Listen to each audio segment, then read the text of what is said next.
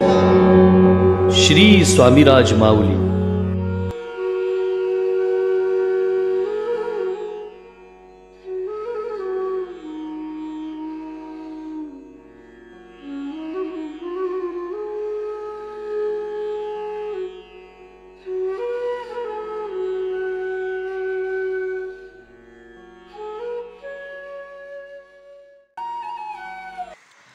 आजपासून 155 वर्षापूर्वी श्री स्वामी समर्थ महाराजांच्या जयंती सोहळ्याला सुरुवात झाली. हा सोहळा गुरुदेव श्री स्वामीसुत महाराजांना उमगल्यानुसार त्यांनी स्वतःच सुरू केला. हा सोहळा मुंबईच्या कांदिवली मठामध्ये अगदी धूमधडाक्यात साजरा झाला खरं, पण तसं बघायला गेलं तर स्वामीसुत महाराजांची ती एक सत्वपरीक्षाच होती. त्यांच्यावरती भरपूर टीका झाल्या. सुरुवातीला साजरा करण्यास ज्याला प्रारंभ केला स्वामीसुत महाराजांनी, त्याला नेमकं काय घडलं आणि हा सर्व वृत्तांत तुमच्यापर्यंत पोहोचवण्यासाठीच आजचा हा प्रपंच आहे, आजचा हा व्हिडिओ आहे. स्वामी कृपेने ही बोलत सेवाणी, नभे माझी करणी बोलवया. स्वामी सूत म्हणे स्वामीची कथा, कृपा बळे वार्ता बोलतसे. नमस्कार भक्त मंडळी, श्री स्वामीराज माऊली या आपल्या लाडक्या यूट्यूब चॅनलमध्ये मी मिलिंद पिळगावकर तुमचं अगदी नेहमीप्रमाणे खूप खूप स्वागत करतोय. श्री स्वामी समर्थ महाराजांची जयंती जी काय आपण साजरी करतोय, याचा प्रारंभ कधी आणि कसा झाला, त्याला नेमकं काय घडलं, हा सर्व वृत्तांत आपल्यापर्यंत पोहोचवण्यासाठी आजचा हा प्रपंच आहे बरं का.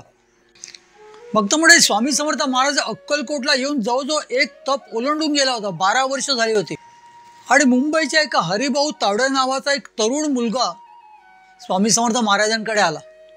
हा महत्वाकांक्षी पोरगा तसं बघायला गेलं तर आपल्या प्रापंचिक उन्नतीसाठी स्वामी महाराजांकडे आला होता. पण असं काय विपरीत घडलं की त्याला स्वामी समर्थ महाराज यांनी आपला स्वतःचा मुलगा करून घेतला, आपला स्वतःचा सूत करून घेतला. भक्त मंडळी, ही गोष्ट मी तुम्हाला अनेकदा सांगितलेलीच आहे. या हरिभावाला स्वामीसुत महाराजांनी आपला सूत केला खरं, पण त्याला बैरागी करून टाकला. आणि हा हरिभा स्वामीसूत झाल्यानंतर एवढा स्वामीमय झाला की त्याला अभंग स्फुरू लागले. या स्वामीसूत महाराजांना अगदी पहिला वेळेला स्फुरलेला अभंग आपण कालच ऐकलेला आहे. स्वामी अवताराची काय सांगू मात, मध्य हिंदुस्थानात जन्म त्यांचा. हा अभंग आपण आपल्या कालच्या एपिसोडमध्ये ऐकलेला आहे. इसवी सन 1869 साली हरिभांचं अक्कलकोटात येणं झालं. बरोबर त्यांचे 2 मित्रसुद्धा होते आणि अगदी पहिल्या दर्शनातच ते पूर्णतः स्वामीमय झाले. त्यानंतर स्वामी महाराजांनी त्यांना मांडीवरती घेतलं, आपलं सूत केला, ही गोष्ट वेगळी. सूत झाल्यावरती तर मग काय विचारताच कामा नाही. हरिभा एक स्वामी समर्थ महाराजांचा एक अंश बनून राहिले, ते स्वामी सूत झाले. हे हरिभा एक क्षत्रिय मराठा होते, ते ब्राह्मण नव्हते. त्यामुळे अक्कलकोटमध्ये तसं बघायला गेलं तर त्यांचा खूप द्वेष झाला. आपण एवढी लोक इतके वर्ष, जवळजवळ 12 वर्ष स्वामी समर्थ महाराजांच्या सेवेत आहोत. महाराजांना काय पाहिजे नको ते आपण सगळं बघतोय. आणि अशा वेळेला अगदी काल परवा आलेलं एक तरुण मुलाला महाराजांनी आपलं सूत कसं काय केलं, आपल्या मांडीवर कसं काय बसवलं, हा प्रश्न तिथल्या सर्व लोकांना खूप भेडसावत असायचा. आणि त्यामुळे हरिभा तावडेंवरती फक्त द्वेषच झाला. त्यांचा लोकांना हेवा वाटायचा आणि त्यामुळे ते स्वामी महाराजांच्या जवळ आल्यावरती त्या लोकांना आवडत सुद्धा नसायचं. हरिभा ज्या ज्या वेळेला अक्कलकोटला जायचे, ज्या ज्या वेळेला स्वामीसुत महाराज अक्कलकोटला जायचे, त्याला सकाळी अगदी एकदाच महाराजांचं दर्शन घेतलं का ते मुरलीधर मंदिरामध्ये एका औदुंबराच्या खाली त्यांनी स्वामी महाराजांच्या पादुका स्थापन केल्या होत्या आणि त्या पादुकांपाशी ते सबंध दिवस बसून राहायचे. तिथे ते स्वामी समर्थ महाराजांची संधान साधायचे. प्रत्यक्ष स्वामी समर्थ महाराज देहधारी त्यांच्या समोर त्यावेळेला तिथे असायचे असं म्हणतात. पण हे सर्व करून का हरिभांवरचा काय द्वेष कमी झाला का? तर अजिबात नाही. तिथल्या लोकांना हे स्वामीसुत महाराज त्यांच्या डोळ्यासमोर खपत सुद्धा नसायचे. स्वामी समर्थ महाराज कसे प्रगट झाले, कधी प्रगट झाले, त्यावेळेला नक्षत्र कुठलं होता, योग कुठला होता, ते संवत्सर कुठलं होतं, हे सर्व काही त्यांना उमगलेलं. महाराजांच्या मांडीवरती बसून उमगलेलं. आणि अगदी त्या क्षणापासून स्वामी महाराजांच्या आज्ञेनुसार ते स्वामी सूत झाले. ते महाराजांकडे आले. ते साल होतं 1869. आणि 1874 साली त्यांनी देहच ठेवला. ह्या ध्यासाने देह ठेवला की आपल्या डोळ्यासमोर आपल्या हयातीत स्वामी महाराजांनी देह ठेवला की स्वामी महाराज आपल्या नजरेआड झाले तर काय होणार, एवढं त्यांचं महाराजांवरती प्रेम होतं. त्यांना जी स्वामी समर्थ महाराजांची प्रगट लीला उमगली, त्यांना जी स्वामी समर्थ महाराजांची तिथी उमगली, 1870 साली स्वामी महाराजांची जयंती साजरी करण्यास त्यांनी प्रारंभ केला. भक्त मंडळी, त्यावरती एक अभंग सुद्धा. हा सोहळा नेमका त्यांनी कधी सुरुवात केली त्याचा ते म्हणतात, शालिवान सखे 1792 उत्साहाचं वैभव तये दिने. म्हणजे त्या दिवशी या उत्सवाचं वैभव लोकांना कळलं. पुढे ते असं सुद्धा म्हणतायत, उत्साहाचा आरंभ मुंबापुरी झाला, तोची कळू आला सर्वा लागी. भक्त मंडळी, उत्साह पहिलं वर्ष जे त्यांनी साजरं केलं ते मुंबईत, बरं का. आणि त्या मुंबईतला हा सोहळा साजरा होणारा सर्वत्र सगळ्यांना समजला. स्वामीसुत महाराजांनी वाईटाकडे कधीच बघितलं नाही. आपल्यावरती किती द्वेष होतोय, आपली किती निंदा होते, आपली किती नालस्ती होते, याच्याकडे त्यांनी कधीही बघितलं नाही. तिथे कधी लक्ष सुद्धा दिलं नाही. कारण त्यांचं जे स्वामी महाराजांकडे जे ध्यान लागलेलं असायचं तिथे त्यांना ह्या गोष्टी कधी दिसल्या सुद्धा नाहीत. पण ते पहिलं वर्ष ज्या वेळेला त्यांनी स्वामी समर्थ महाराजांची जयंती सुरुवात केली, स्वामीसुत महाराजांनी सांगितल्यानुसार शके 1792 म्हणजे इसवी सन 1870, बरं का. शके आणि इसवी सनामध्ये 78 वर्षाचा फरक आहे बरोबर. तो जोडला तर तुम्हाला कळेल की हा सोहळा 1870 साली सर्वप्रथम मुंबईच्या कांदेवाडी मठामध्ये सुरू झाला. पण त्यावेळेला गुरुदेवजी स्वामीसुत महाराजांवरती किती द्वेष व्हावा, किती त्यांची निंदा व्हावी, किती त्यांची नालस्ती व्हावी, हे आपल्याला विचार सुद्धा करता येणार नाही. हा कोण पोरगा म्हणे अक्कलकोटमध्ये महाराजांकडे गेला होता आणि तिथे असं कानावर येते की महाराजांनी त्यांना आपला सूट केला, महाराजांनी त्यांना स्वामीसूत करून टाकलं, एवढंच काय म्हणे. आता हा मुंबईत येऊन महाराज कधी प्रगट झाले ते सुद्धा सांगू लागलाय. महाराजांनी कधीच कोणाला असं काही सांगितलं नाही, बरं का. पण महाराज आपल्या याचं सहन करतायत, तेवढं हा आपला नुसता बोलत चाललेला आहे. आज म्हणे मुंबईमध्ये येऊन तो स्वामी समर्थ महाराजांची जयंती साजरी केली. त्यावेळेला सुद्धा लोकांना स्वामी जयंती ही गोष्ट खटकायची. कारण महाराज हे प्रत्यक्ष परब्रह्म होते, प्रत्यक्ष दत्तप्रभूंचा तो अवतार म्हणून समजला जायचा. ते कुठून आले, त्यांचा जन्म कुठे झाला, काय झालं हे स्वतः त्यांनी सांगितलं नव्हतं ना कोणाला ते माहिती होतं. पण ह्या लोकांना हे माहिती नव्हतं की महाराजांच्या मांडीवरती बसलेलं असताना स्वतः महाराजांच्याच कृपेने याला ते सगळं उमगलेलं आहे, एवढा त्यांनी कधी विचार केलाच नाही. आणि त्यामुळे हा तरुण माणूस, हा तरुण मुलगा हा काय येऊन नेमकं सांगतोय, काय त्याला स्वामीसूत म्हणून काय उपाधी मिळाली, तो आपल्याला स्वामींची जयंतीच सांगू लागला, स्वामी प्रगट कधी झाले तेच सांगू लागला, ती कशी साजरी करायची तेच सांगू लागलाय. हे मुंबईतल्या लोकांना सुद्धा खपत नसायचं. आणि त्यामुळे त्यांचा खूप द्वेष झाला, खूप त्यांच्यावरती टीका झाली. अगदी लोक एकमेकांना सांगायची, बाबा तिथे जाऊ नका, अक्कलकोटच्या स्वामी समर्थ महाराजांचं नाव वापरून हा पोरका काय वाटेल ते करतोय. अहो, परवाच्या दिवशी त्यांनी अगदी चक्क स्वामी महाराजांची जयंती केली. त्याची सुरुवातच स्वामी समर्थ महाराजांच्या पादुका त्यांनी समुद्रावरती येऊन त्याला आंघोळ घातली, ती म्हणे महापर्वणी. आणि महापर्वणीच्या नंतर 1 महिना काय जो काय त्या मठामध्ये धुडगूस घातलाय त्यांनी. आणि त्यानंतर आज म्हणतोय की स्वामी समर्थ महाराजांची जयंती आहे. हे सगळं ह्याला सांगितलं कोणी आणि कोणी अधिकार दिला हे सर्वांना सांगण्याचा. त्यामुळे तिथे अजिबात जाऊ नका. तो थोटांड आहे, तो खोटा आहे, तो भोंदू आहे, स्वतःला स्वामीसूत महाराज म्हणून घेतोय. स्वामीसूतांवरती भरपूर द्वेष झाला. भक्त म्हणे ह्या संतांना कधीही कुठच्याही पद्धतीची चिंतेचं क्लेश म्हणा याची चिंताच नसते, चिंताच नसते. कारण ते प्रत्यक्ष परब्रह्माच्या स्वरूपामध्ये इतके मिसळलेले असतात आणि त्या परमोच्च अवस्थेतल्या सुखामध्ये ह्यांना ते जे काय दिसतच नाही, काही दिसत नाही. अगदी अंगावरती एकसारखं थुकणाऱ्या माणसाला सुद्धा ते धन्य मानतात.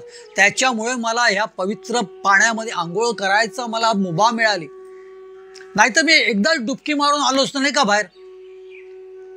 अरे तू माझ्या अंगावर एवढे वेळ थुकलास म्हणून आज मला इतक्या स्नानांची एक पर्वणी लाभली.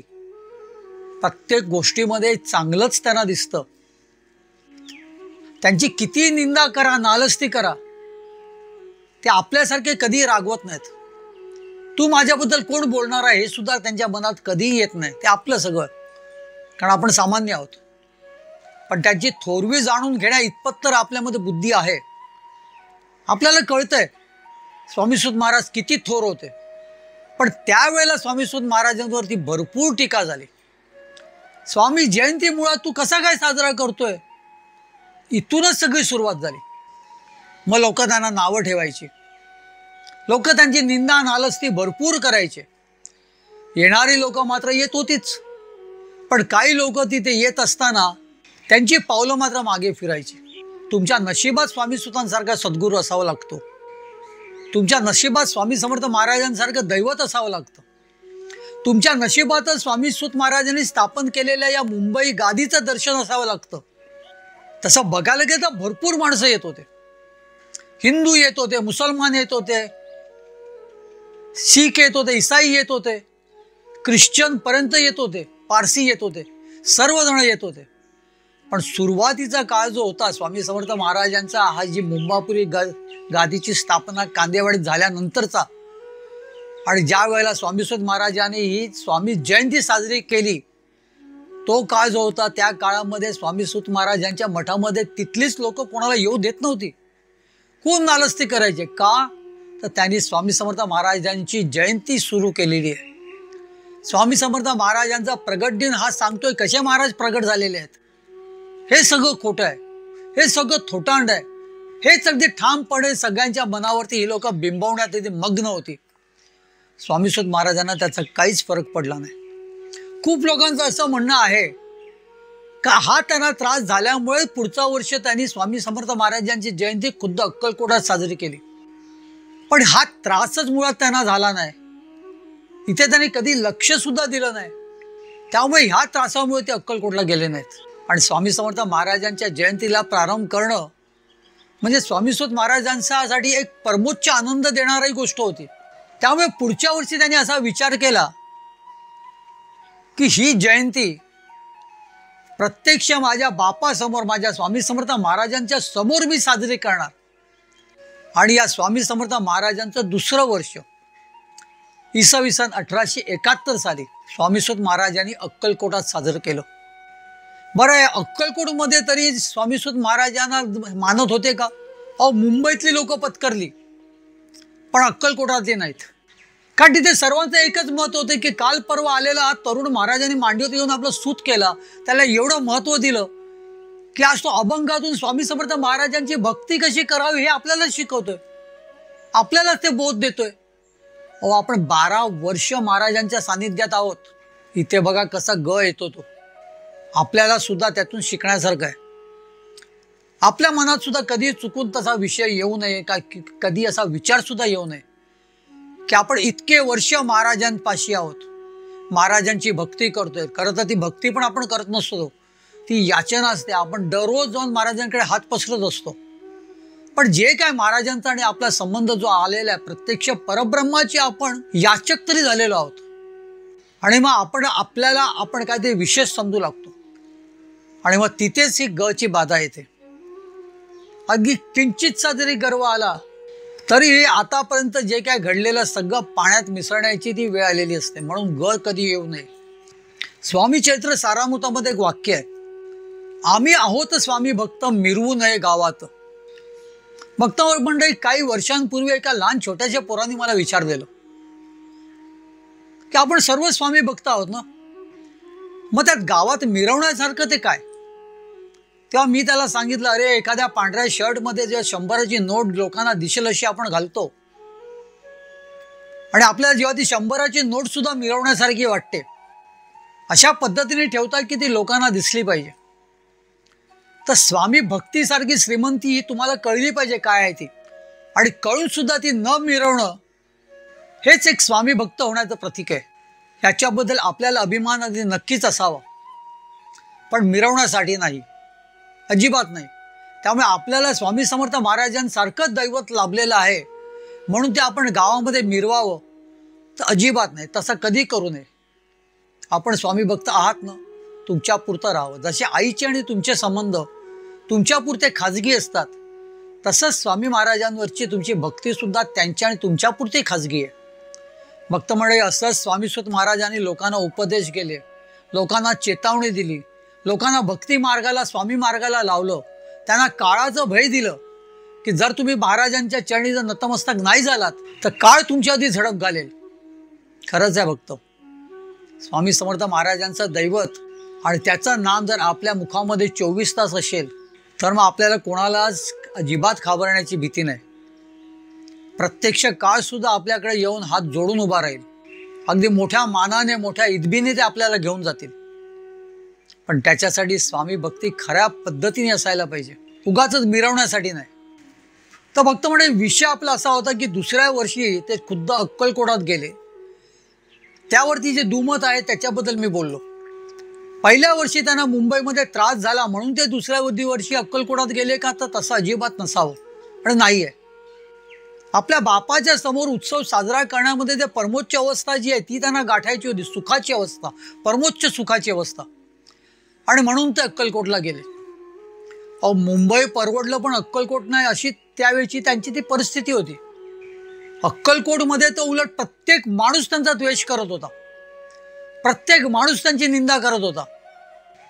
त्यामुळे अक्कलकोटात जाऊन स्वामी सुत महाराज कसं काय स्वामी जयंती साजरी करतील हा सुद्धा एक विषयच होता. पण त्याचं स्वामी सुतांना कधीच काही वाटलं नाही.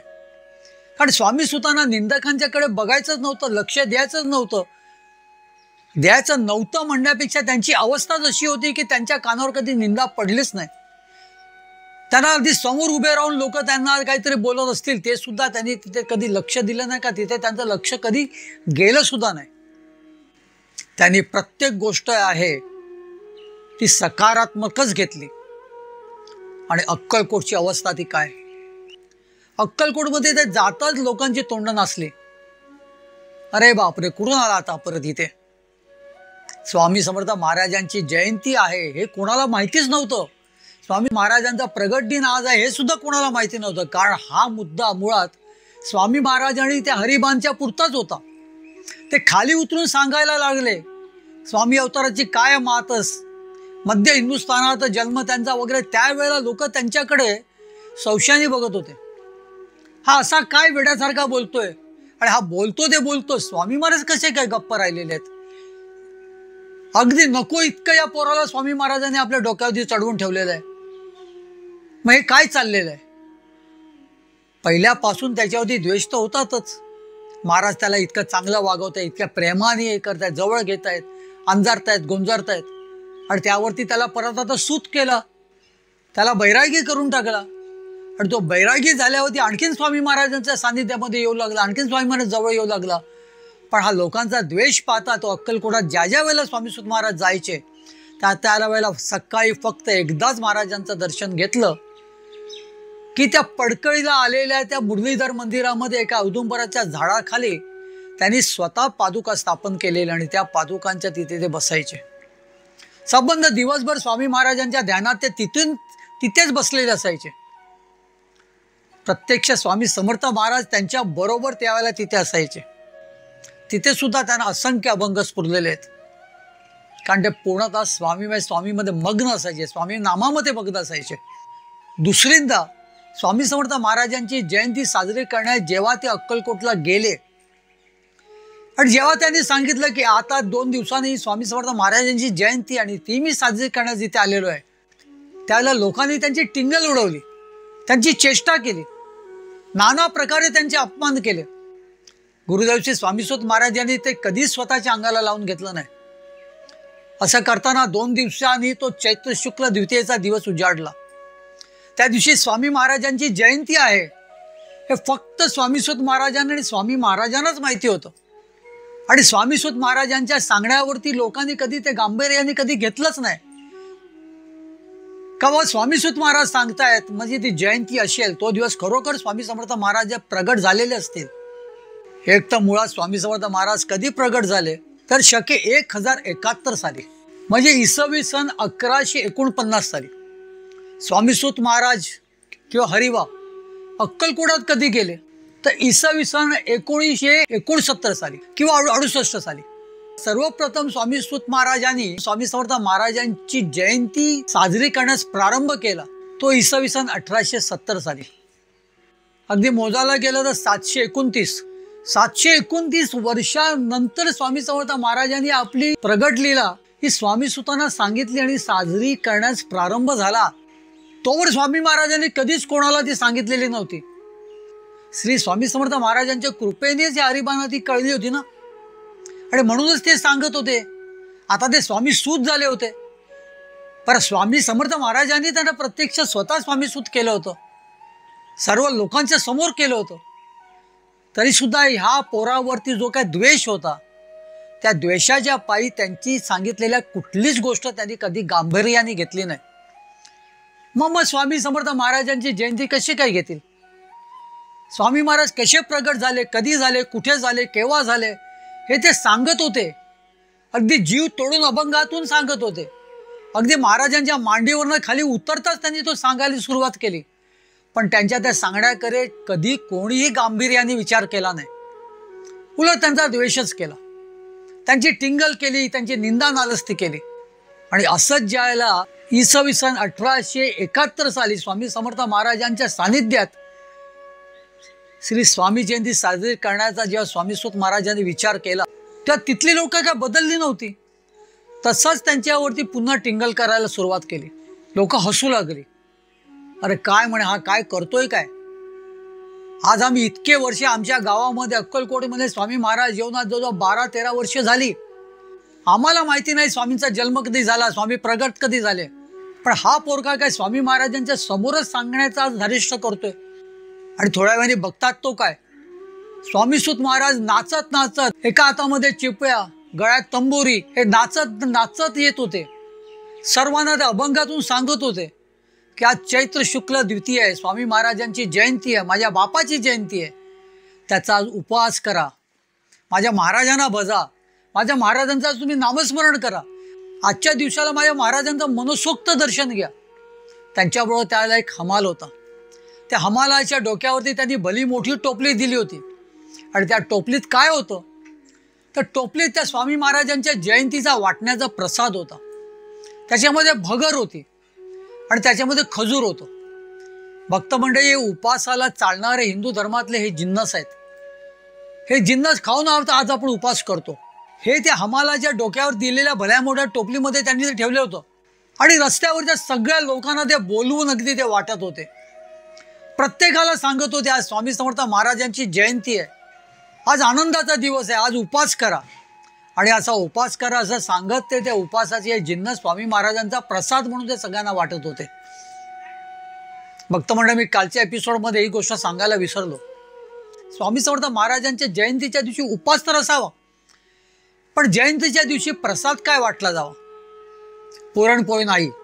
महाराजांना पुरणपोळी आवडते ते आपण ठरवलंय हो, आपण ठरवलेलं आहे. महाराजांच्या आवडीनिवडीवरती मी एक एपिसोड केलाय, तो मुद्दाहून बघा, खाली त्याची लिंक देतो. पण स्वामीसूत महाराजांनी काय केलं, तर स्वामीसूत महाराजांनी भगर आणि खजूर वाटले. सर्वांना सांगितलं आज उपास करा, आज आनंद करा, आज माझा बाप प्रगटलेला आहे, आजच्या दिवसाला माझे स्वामी समर्थ महाराज भूतलावरती आलेले आहेत, तेव्हा त्यांचं आज नामस्मरण करा, त्यांचं भजन करा. हे सगळं स्वामीसूत महाराज करत होते. प्रत्येक जण आपली ओंजळी भरून प्रसाद घेत होतं. पण हातात प्रसाद येतात, एका हातात प्रसाद, पण मुखात मात्र स्वामीसूत महाराजांची निंदा होती. काय करतोय, काय वेड्यासारखा करतोय म्हणजे सगळे हसतच होते, सर्व निंदा करत होते. असं करता करता महाराज जिथे बसलेले होते तिथे त्यांचं येणं झालं. तिथे सुद्धा गुरुदेव स्वामीसूत महाराज सर्वांना प्रसाद वाटत होते, सर्वांना हेच सांगत होते, आज माझ्या स्वामी महाराजांची जयंती आहे. श्री स्वामी समर्थ महाराजांच्या अवतीभोवती सगळे सेवेकरी होते नेहमीप्रमाणे. त्याच्यामध्ये स्वामी समर्थ महाराजांची एक सेवेकरी शिवबाई देशमुख ह्या सुद्धा बसल्या होत्या. स्वामीसूत महाराजांना बघून सगळेजण हसू लागले, सगळेजण हसू लागले. काय करतोय हा वेडा, ह्याला कोणी सांगितलं आज स्वामी प्रगटलेले आहेत? पण त्यांचं लक्ष जेव्हा महाराजांकडे गेलं तेव्हा महाराजांची मर्जी मात्र काय वेगळीच होती. अगदी खूप आनंदी होते महाराज. आणि त्या अभंगातून स्वामी सुत महाराज जे काय सांगत होते, जे काय त्या अभंगातून स्वामी सुत महाराज त्यांच्या त्या गोटी खेळाचं वर्णन करत होते, त्यानुसार इथे महाराज असा तसा आविर्भाव करत होते. म्हणजे गोटी खेळाचा ज्या वेळेला स्वामी सुत महाराज अभंगातून लोकांना सांगत होते, गोटी खेळ माझ्या महाराजांची आज जयंती आहे, आजच्या दिवसाला ते प्रगट झालेले आहेत. आणि ते कसे प्रगट झाले त्यातला ते गोटी खेळ सुद्धा एका अभंगातून सांगत होते. त्यावेळेला इथे महाराज गोटी खेळण्याचा आविर्भाव करत होते. एखाद्या लहान मुलासारखे महाराज खूप आनंदित होते. ज्या ज्या वेळेला स्वामी सुत महाराज सांगतायत की गोट्यांचा खेळ होत होता, त्या वेळेला स्वामी महाराज इथे असा गोटी असा मारण्याचा आविर्भाव करत होते. खूप आनंदामध्ये होते. हे सगळं पाहता शिवबाई अगदी अवाक झाल्या. शिवबाईंनी स्वामी महाराजांना जागं केलं. त्यांना असं वाटलं की महाराज बालूमध्ये अवस्थेतले, त्यामुळे महाराजांना कळत नाही आपण नेमकं काय करतोय. महाराजांना जागं करूया आपण आणि महाराजांना सांगूया, महाराज हा काय करतोय बघा, तुम्ही याला एवढं डोक्यावरती चढवलंय की आज तो थेट मुंबईवरनं इथे येऊन तुमची जयंती साजरी करू लागलाय. तुमची प्रगट लीला तो सांगतोय लोकांना, तुम्ही कसे प्रगट झालेत ते. महाराज जागे व्हा, बघा याच्याकडे काय, त्याला आत्ताच शांत करा आणि आत्ताच्या आता इथून त्याला हकलवून द्या, नाहीतर हे वाढतच जाईल. एक तर महाराज स्वामी सुतांच्या अभंगात पूर्णतः रमले होते, खूप आनंदी होते. लहान मूल जेव्हा एखादं आनंदी असतं आणि त्या आनंदात ते मग्न झालेलं असतं आणि त्याचा हा आनंदामध्ये आपण ज्यावेळेला भंग पाडतो, त्या आनंदामध्ये जेव्हा आपण आपण जागृत करतो, त्याला उठवतो तिथून, त्यावेळेला तो लहान मूल सुद्धा खूप क्रोधित होतं, त्याला खूप राग येतो. महाराजांचं सुद्धा असंच काय, महाराज सुद्धा बालउन्मनी अवस्थेतले. महाराज स्वामी सुत महाराजांच्या अभंगात इतके मग्न होते, इतके आनंदात होते आणि त्यावर शिवबाईंनी त्यांना अगदी हलवून हलवून जागं केलं. महाराज काय करताय तुम्ही, हा काय पण करतोय आणि तुम्ही त्याला सरळ प्रत्येक गोष्टीला प्रोत्साहन देतायत. हा तुमची प्रगट लीला सांगतोय, हा हे सांगतोय जयंती, आणि असं करून हा तुमचा प्रसाद वाटतोय, ह्याला कोणीही परवानगी दिली. हे तिचं बोलणं ऐकून महाराजांचं अगदी मुद्रा खूप रागिष्ट झाली. अचानक महाराज अत्यंत चिडले आणि महाराजांनी रागून शिवबाईंना सांगितलं, अगं गप ग रांडे, त्याला काहीही बोलू नकोस, तो माझा लग्नाचा सोहळा आहे. हे ऐकून शिवबाई अवाक झाल्या. महाराजांना नेमकं कळतंय तरी का की त्यांच्या डोळ्यासमोर स्वामी सुत महाराज काय करतोय आणि हा लग्नाचा सोहळा म्हणजे काय. हो, तो तुमची जयंती साजरी करतोय, सगळ्या लोकांना सांगतोय आज तुमची जयंती, आजच्या दिवशी तुम्ही प्रगट झाले आहात. भक्त मंडळी, पण ही सगळी लोक स्वामी सुत महाराजांच्या द्वेषामध्ये इतके मग्न होते, त्याच्यात इतके एकरूप झाले होते की त्यांना फक्त एवढंच कळत होतं की स्वामी सुत महाराजांना अक्कलकोटातून हकलवून द्यायचं. अक्कलकोटात त्यांना जास्त वेळ थारा द्यायचा नाही, नाहीतर महाराज पूर्णतः त्याच्याच वरती प्रेम करतील आणि त्याच्यावरती केलेलं प्रेम, त्याच्यावरती केलेली जी माया ही त्या इतर लोकांना सहन होत नव्हती. त्याचाच त्यांना राग यायचा. कशाला हा मुंबईवरनं कोलमडाला इथे येतो. आज आम्ही 12-13 वर्ष महाराजांच्या सान्निध्यात आहोत. महाराजांनी आम्हाला जेवढं जवळ केलं नाही तेवढं या काल परवा आलेल्या तरुण पोराला जवळ केलेलं आहे. या विचारामध्ये ते अगदी फार राग यायचा त्यांना. आणि इथे तर आज महाराज सांगतात गप्प बस, मला शिवी असडली आणि मला महाराजांनी सांगितलं गप्प बसतो म्हणजे माझा लग्नाचा सोहळा आहे. या विचाराने शिवबाई अगदी स्तब्ध झाल्या, त्यांना काहीच कळेना. अहो, कळण्यासाठी त्यांनी जर मनातला द्वेष जर संबंध नष्ट केला तर त्यांना कळेल. महाराज काय बोलतायत हे कळायसाठी तुम्ही तुमच्या मनामध्ये द्वेष असेल तुमच्या मनामध्ये कोणाबद्दल, तर महाराजांना नेमकं काय बोलायचं हे कसं काय तुम्हाला कळेल. आणि तशीच काहीशी अवस्था या सर्व भक्त मंडळींची होती, त्या तिथल्या सेवेकऱ्यांची होती. पण आज विचार केला तर आपल्याला निश्चितच एक गोष्ट कळते, हा माझा लग्नाचा सोहळा आहे हा महाराजांनी सांगितलं.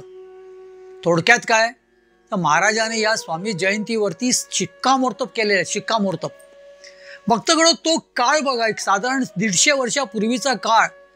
एखाद्या गरीब माणसाला आपल्या मुलांचं लग्न करायचं असेल तरी सुद्धा त्याला संबंध कर्ज काढून गाव जेवण घालावं लागायचं. लग्न हे धूमधडाक्यातच साजरं व्हायचं. आजच्या सारख्या कोर्ट कचेरीमध्ये त्याला लग्न होत नसत. बाबा कोर्टामध्ये लग्न केलं आणि एका ठराविक माणसांना बोलून तिथे आपण रिसेप्शन द्यावं, हे आज आपण विचार करतो. त्यावेळेला ते विचार करणं शक्यच नव्हतं. तुमच्या घरामध्ये जर लग्न करायचं असेल तर त्या धूमधडाक्यातच लग्न केलं जायचं. मग एखाद्याची ऐपत नसेल तर तो डोक्यावरती भरमसाठ कर्ज घ्यायचा, आपल्या जमिनी घाण टाकायचा, आपल्या जमिनी विकायच्या, पण त्या पोरांचं लग्न करायचं आणि त्याच्यात एखाद्या मुलीचं लग्न करणं म्हणजे त्याही पलीकडचं असायचं. म्हणजे थोडक्यात महाराजांनी सांगितलं काय, तर हा माझा लग्नाचा सोहळा आहे. म्हणजे हा जो सोहळा आहे, स्वामी सुत महाराजांना काही बोलू नकोस, कारण स्वामी सुत महाराज योग्य काय तेच करतायत. महाराजांचं बोलणं जे होतं ते स्पष्ट नसायचं. महाराजांना नेमकं काय बोलायचे हे खरं सांगायचं न तर ते सेवेकऱ्यांना कळायचं, कारण ते महाराजांच्या सानिध्यातच असायचे. पण इथे द्वेषच मनामध्ये, आणि द्वेषच मनामध्ये एवढा भरला होता, तुमच्या बुद्धीमध्ये द्वेष एवढा भरलेला की स्वामी महाराज काय सांगतायत हे कळून घेण्यासाठी तेवढी बुद्धी तुमची चालतच नव्हती. आणि त्यामुळे स्वामी महाराजांचं हे सांगणं किंवा स्वामी महाराजांचं शिव्या देऊन तिला गप्प करणं हे तिला रुचलं नसेलच. ती आपली बोटं मोडी त्याची शांत बसली असेल. पण थोडक्यात काय, हा सोहळा अगदी सुरळीत आपला चालू झालेला नाहीये. स्वामी सुत महाराजांनी ज्यावेळेला मुंबईत सुरू केला त्याला सुद्धा त्यांच्याती भरपूर टीका झाली. त्यानंतर अक्कलकोटात जेव्हा सुरू झाला त्यावेळेला सुद्धा त्यांना भरपूर विरोध झाला. त्यांना लोक हसू लागली, त्यांची टिंगल करू लागली. शिवबाईंनी तर थेट स्वामी महाराजांना उठवलं, जागं केलं. ते स्वामी सुत महाराजांच्या त्या सगळ्या अभंगामध्ये ते मग्न झाले होते, खूप आनंदामध्ये होते.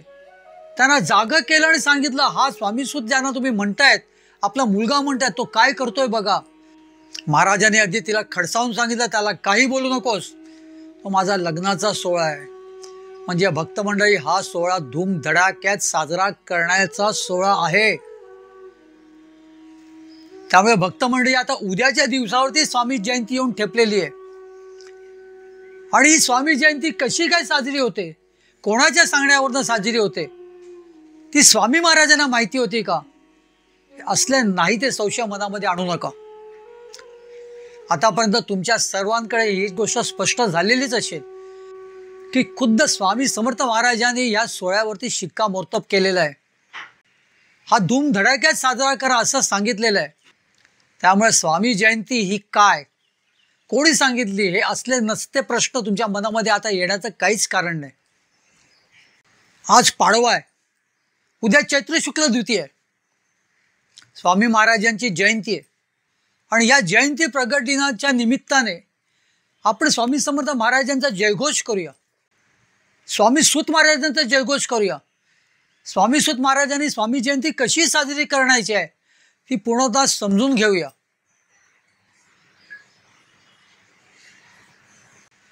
अगदी मनसोक्तपणे स्वामी सुत महाराजांनी सांगितल्यानुसार यंदाच्या वर्षीपासून आपण स्वामी जयंती साजरी करण्यास आपण प्रारंभ करूया. आपण आपल्या घरातून प्रारंभ करूया. भले हा प्रारंभ 155 वर्षांनी होत असेल, पण काही हरकत नाही. आजपासून आपण सुरुवात करूया. हा सोहळा धूमधडाक्यात साजरा करूया. आणि खुद्द स्वामी समर्थ महाराजांकडून शिक्कामोर्तब झालेला हा सोहळा आपण आपल्या घरात सुद्धा सर्वतोपरी आनंदामध्ये, सर्वतोपरी शास्त्रोक्तपणे साजरा करूया. आणि म्हणूया, गुरुदेव श्री स्वामी सुत महाराज की जय, श्री स्वामी समर्थ महाराज की जय, श्री स्वामी समर्थ, श्री स्वामी समर्थ, श्री स्वामी समर्थ.